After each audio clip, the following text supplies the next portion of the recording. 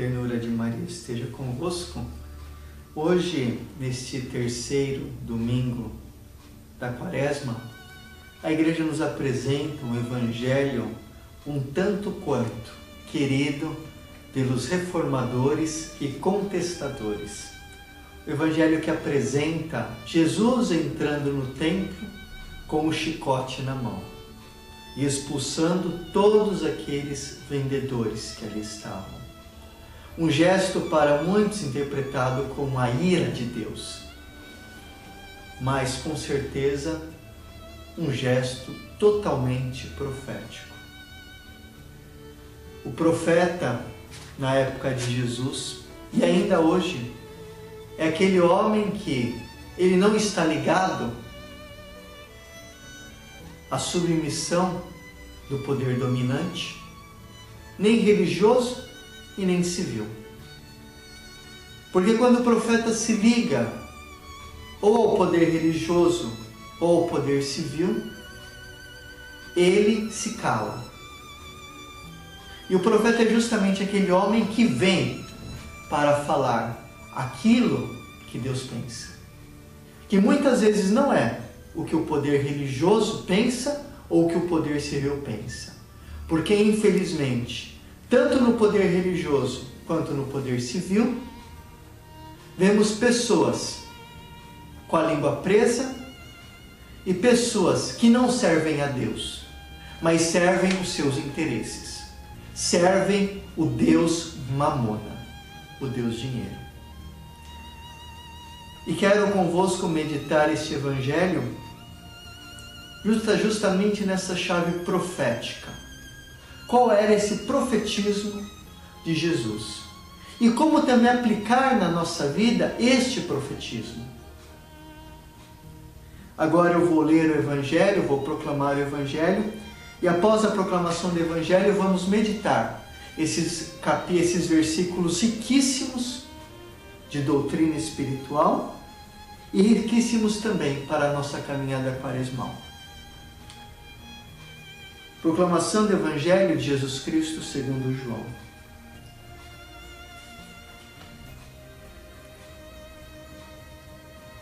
Estava próximo a Páscoa dos judeus. Jesus subiu a Jerusalém. No templo, encontrou os vendedores de bois e ovelhas, pombas e os cambistas, que estavam aí sentados. Fez então um chicote de cordas e expulsou todos do templo, junto com as ovelhas e os bois. Espalhou as moedas e derrubou a mesa dos cambistas. E disse aos que vendiam pombas: tirai isso daqui, não façais da casa de meu pai uma casa de comércio. Seus discípulos lembraram-se mais tarde que a Escritura diz: o zelo por tua casa me consumirá. Então os judeus perguntaram a Jesus: que sinal nos mostras para agir assim? Ele respondeu: destruí este templo e em 3 dias o levantarei. Os judeus disseram: 46 anos foram precisos para a construção desse santuário, e tu o levantarás em 3 dias? Mas Jesus estava falando do templo do seu corpo. Quando Jesus ressuscitou, os discípulos lembraram-se do que ele tinha dito.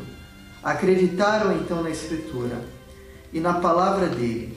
Jesus estava em Jerusalém durante a festa da Páscoa, vendo os sinais que realizavam, e muitos creram no seu nome. Mas Jesus não lhes dava crédito, pois ele conhecia todos e não precisava do testemunho de ninguém acerca do ser humano, porque ele conhecia o homem por dentro. Irmãos e irmãs, essas são palavras de vida e da nossa salvação. Jesus, aparentemente, nós reconstruindo a cena, vemos Jesus entrando com o chicote na mão, dando chicotada em um, dando chicotada em outro, empurrando as mesas, soltando os animais. Uma cena um tanto quanto, para a nossa pequena cabecinha, um tanto quanto dura.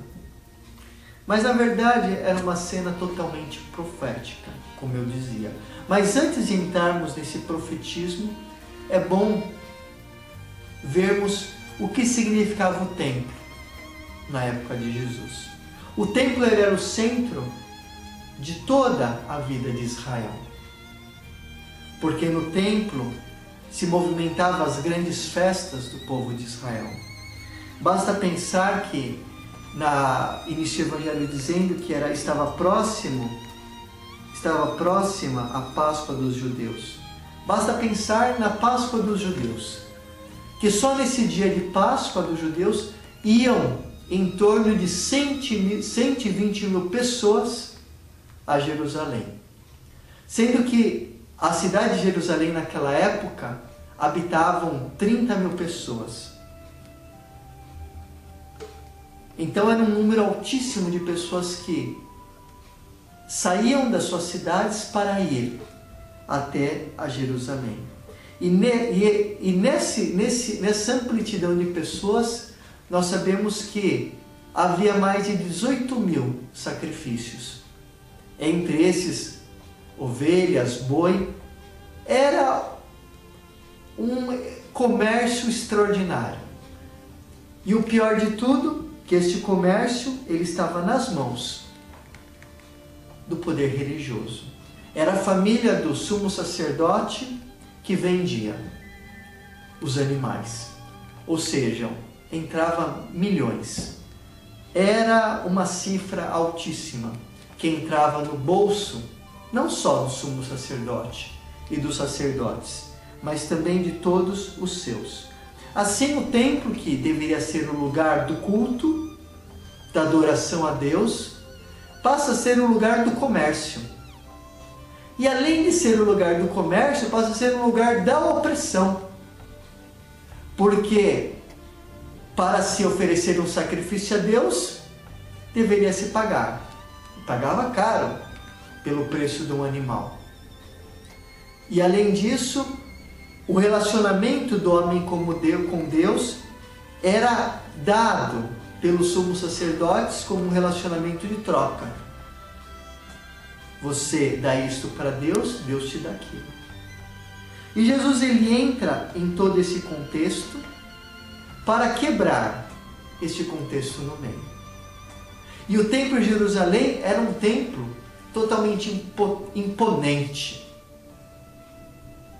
Um templo que se via de longe. Um templo muito grande. Basta pensar que a sua reconstrução começou no ano de 19 depois de Cristo.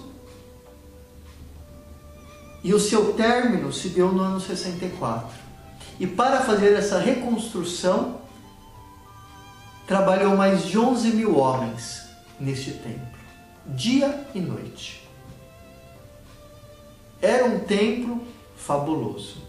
Mas infelizmente nesse templo estava o poder religioso. Mas não estava realmente o poder de Deus.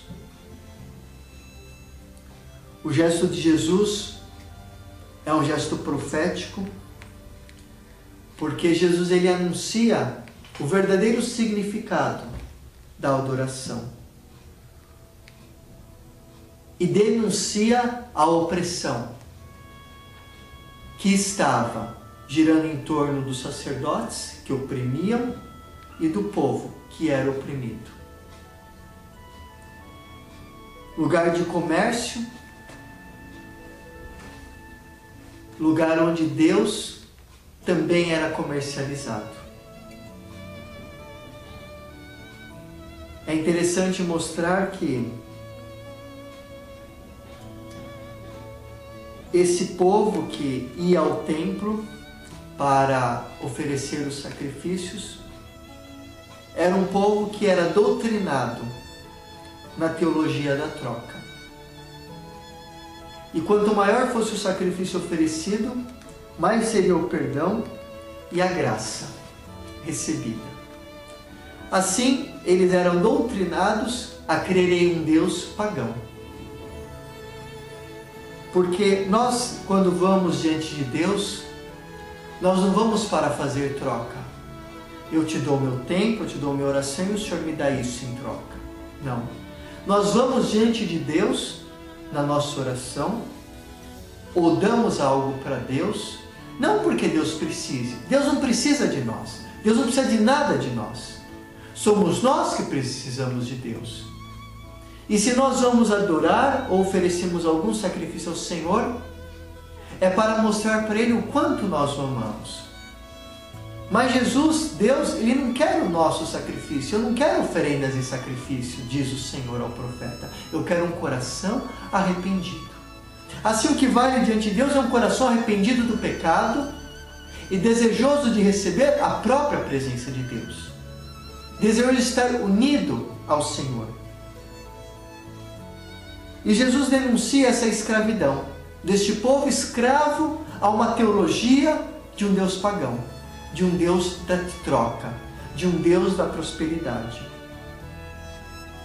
A religião no templo, ela era tida então não como uma verdadeira adoração, não como uma verdadeira elo de aliança entre o homem e Deus, mas era tido como aquele elo que o homem buscava fazer a Deus. Mas é Deus que faz a aliança com o homem, e Deus que vem por primeiro ao encontro do homem. E do homem, Deus quer apenas uma coisa, que o homem se apresente com Ele de mãos vazias. Porque enquanto o homem apresenta algo para Deus, o homem se sente alguém, se sente em posição de cobrar a Deus. Cobrar a Deus pela sua fidelidade, cobrar a Deus pela sua vida irrepreensível, cobrar a Deus pelo tempo que dá, cobrar a Deus pela oração feita, cobrar a Deus pelas boas obras que se faz. Agora, quando o homem ele se coloca diante de Deus sem nada para oferecer a Deus, aliás, oferecendo o seu pecado, oferecendo a sua miséria, oferecendo aquilo que ele sabe que ele tem dentro do seu coração, aí sim Deus o recebe. Na verdade, nós devemos colocar a Deus diante de Deus, irmãos, com as mãos vazias. No sentido também de estarmos com as mãos vazias pronta para receber. Receber o seu amor, receber a sua bondade, a sua graça. Não para dar. Nós temos muito pouco, ou não temos quase nada para dar para Deus.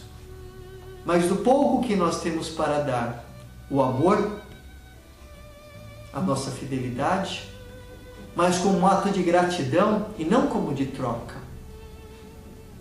Aí Deus transforma este nosso nada, este pouco, em tudo e prepara para nós o banquete, a ceia.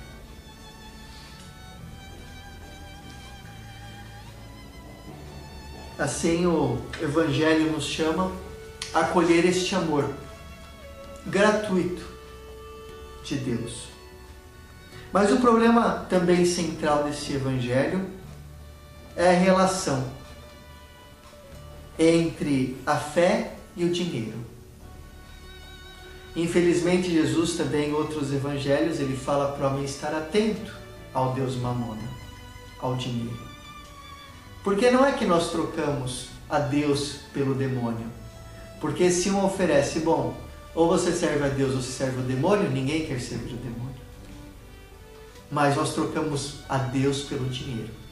Porque o dinheiro conquista o coração do homem, o dinheiro oferece poder, o dinheiro oferece possibilidades. E isto tudo faz com que o homem se venda. E Jesus entra no templo, que na verdade é a sua casa. Ele entra com o chicote, justamente para, com esse gesto profético, ele profetizar o que viria se o homem não se convertesse. A destruição. E de fato o templo nos anos 70 foi destruído.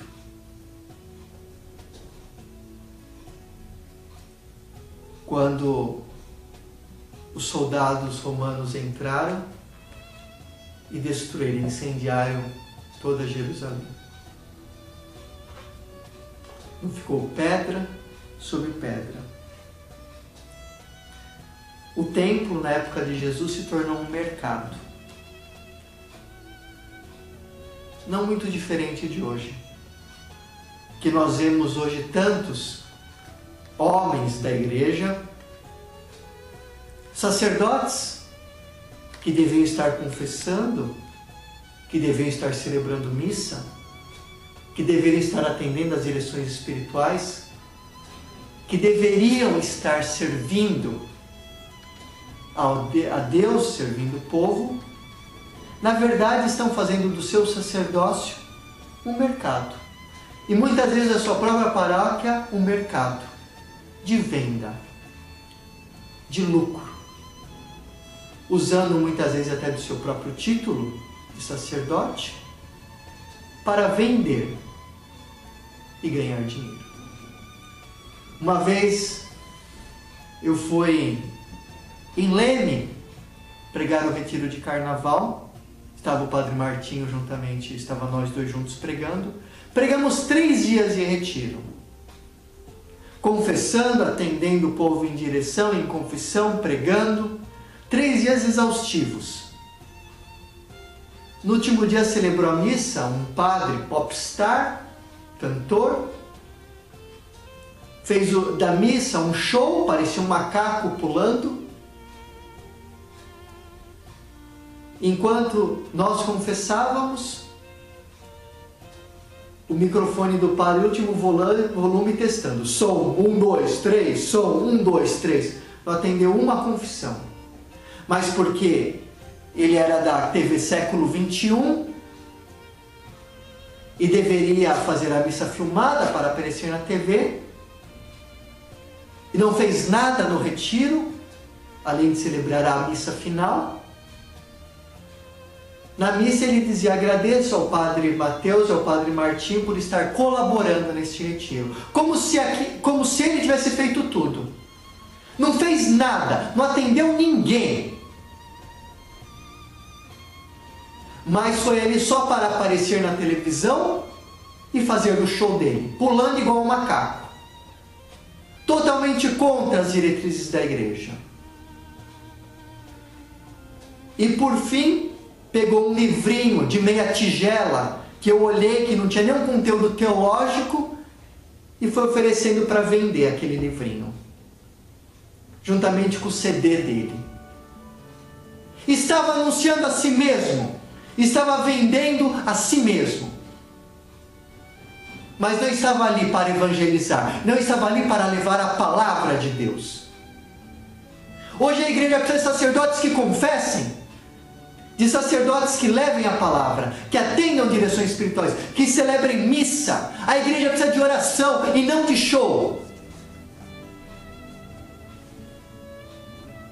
Nós hoje corremos o risco de fazer da igreja, do templo do Senhor, não uma casa de oração, mas uma casa de comércio. Para Jesus era o zelo da casa do Senhor o consumia. O zelo da tua casa me consome, disse Jesus. Mas hoje, infelizmente, para muitos sacerdotes, é o zelo ao dinheiro que os consome, mas não é o zelo à casa de Deus.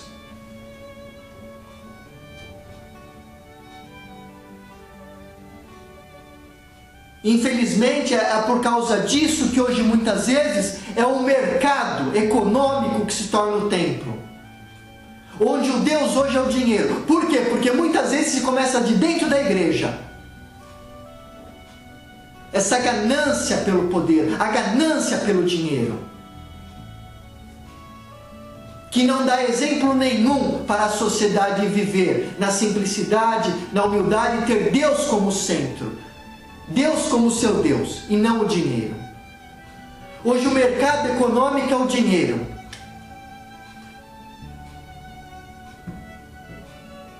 E por isso que nós vivemos uma economia de morte, onde muitos têm muito e não dividem em nada. Aqueles que têm muito são aqueles que mais são hipócritas, mesquinhos, porque não dão nada para a igreja, não dão nada para os pobres. E se dão às vezes aquele nada, que não é nada referente à fortuna que tem, acham que estão dando muito. e querem elogios, querem agradecimento.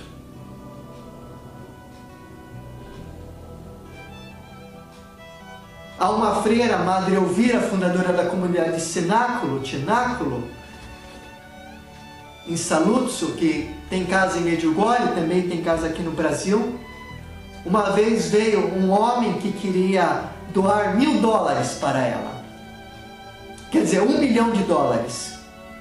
E ele deu um cheque para ela com $1 milhão. Quando ele deu, ele falou: Madre, agora eu posso tirar uma foto só para mostrar para nossa... Ela falou: não.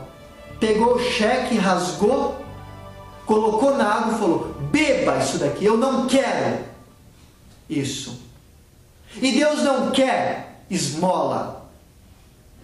A igreja também não precisa de esmola. Deus quer o coração do homem. E se tem que dar alguma coisa, irmão, dê por amor. Não dê o supérfluo, dê algo que te custa. Porque Deus não interessa do teu supérfluo.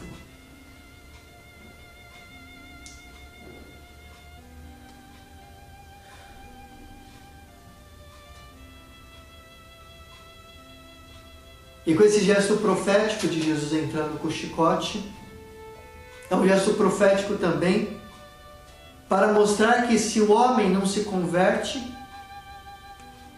nessa relação de troca, de compra a Deus, ou se o homem não se converte também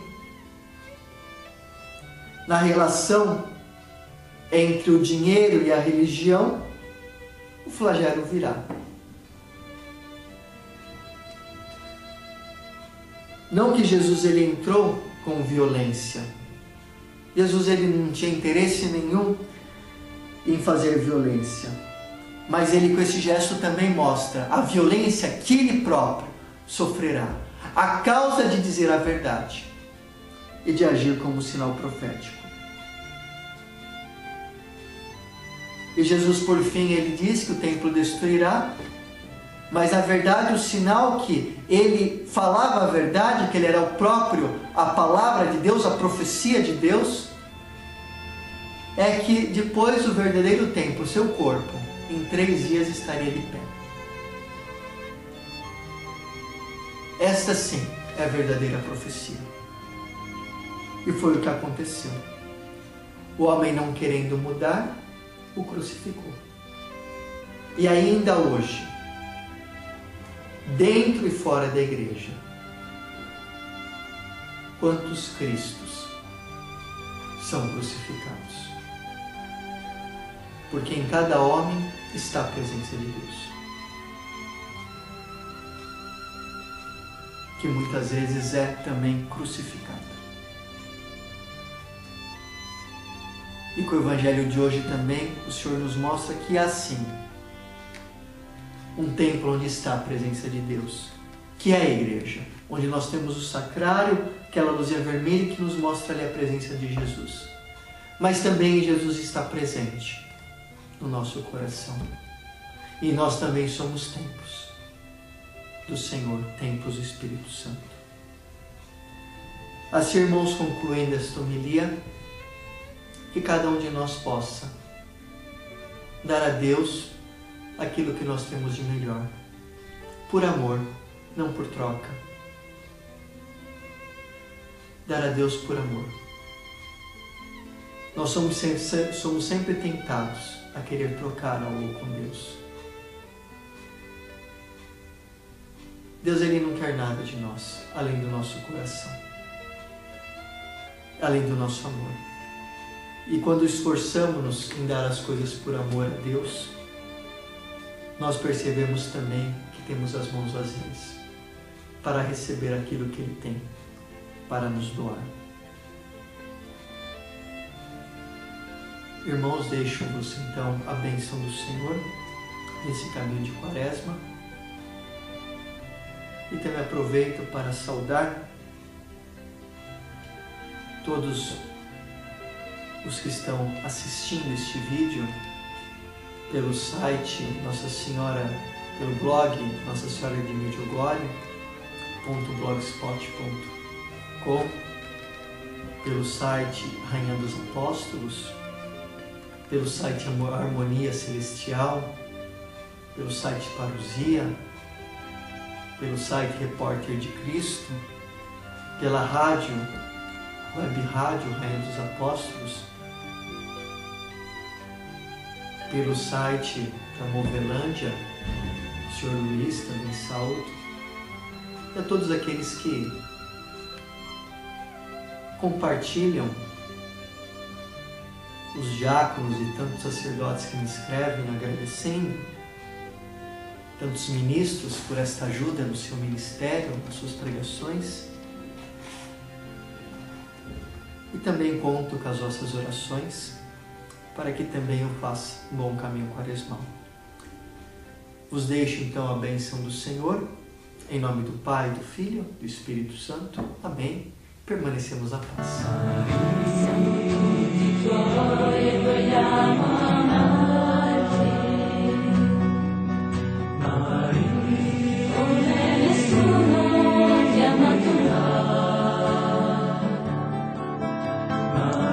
Siamo tutti tuoi e vogliamo amarti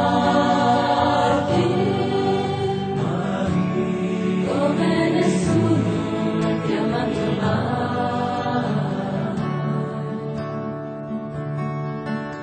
Per te sulla tua vita